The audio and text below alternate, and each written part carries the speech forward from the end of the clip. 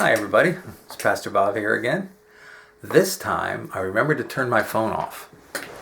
So I hope we won't get any annoying beep beep beeps while I'm trying to talk to you. Today's Wednesday, the Wednesday of Holy Week. Now, depending on what you're reading, different things happen. But let me start with saying that it's a quiet day in Jerusalem. Jesus doesn't actually visit Jerusalem, allegedly, according to the theologians. He stays in Bethany.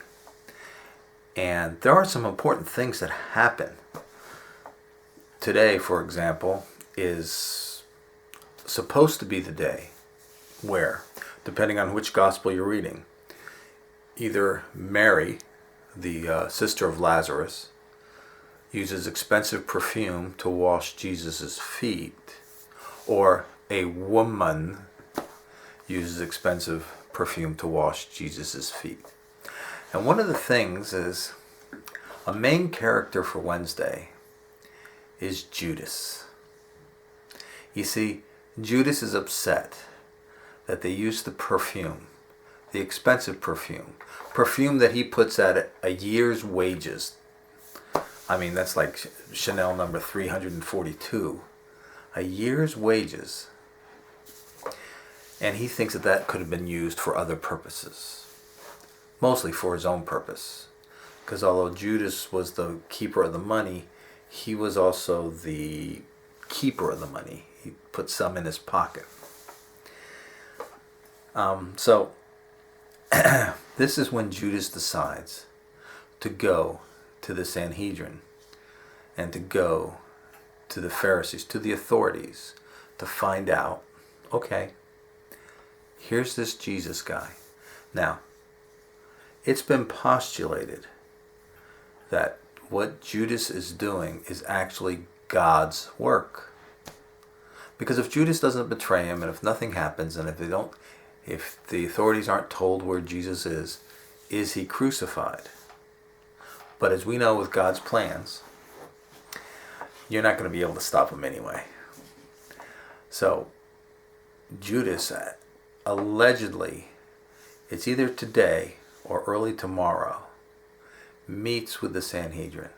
And they set up this plan to capture Jesus. Now, there's also a school of thought that says that the reason Judas is doing this, not just because it's God's plan, or should I say God's plan, it's because his vision of the Messiah, you see, Judas is a zealot.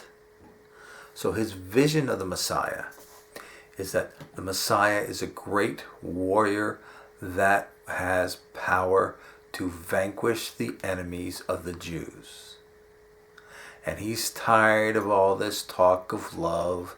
He's tired of all this healing. He's tired of all these things that he's seen. Not that he doesn't think they're awesome, just that he wants the results that he wants. He wants these people, these Romans, gone. So, he figures if he can heal somebody without being in the same vicinity as that person, if he knows what people are thinking, if he can heal a blind man, if he can cure a leper, if he can persuade people, he's the one that's going to go and get the Romans out of Judea. It sounds to me like Judas didn't really listen to what Jesus was saying. Because, Jesus often talked about kingdom things. And Judas is over here focused on earthly things. So, he meets, and the rest is one of the reasons why you're listening to this and I'm actually recording this. Now, tomorrow is a very interesting day. So,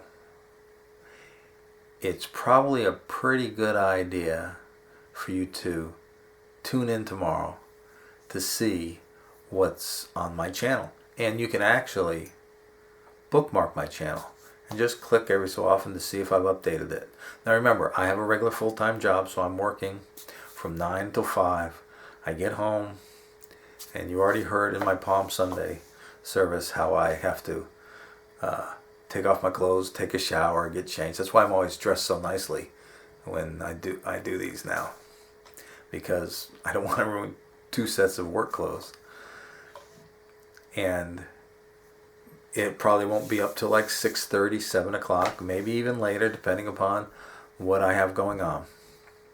But remember, today is a day where Jesus has his feet washed with the oil, Judas is ticked off, and Judas goes to the Sanhedrin. I hope everybody's staying safe. I do say prayers for you every night. Feel free to share these with anybody you choose. It's okay by me. I don't really care who looks at it, and I don't really care if people comment on it.